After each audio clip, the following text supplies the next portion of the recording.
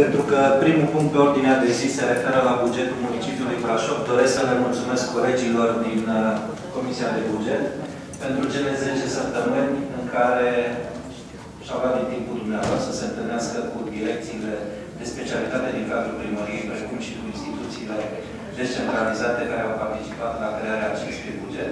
Și aș dori să-i mulțumesc în primul și în primul rând Mariei Oprea pentru timpul alocat și pentru nopțile nedormite ca să închidem acest buget.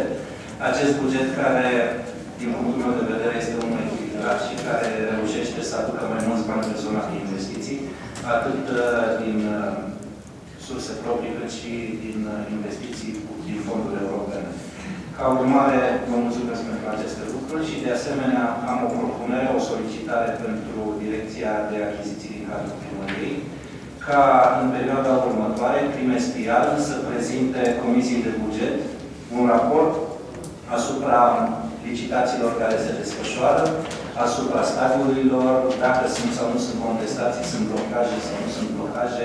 în procesul de atribuire a licitațiilor, precum și pentru perioada următoare, întâlnirii respective,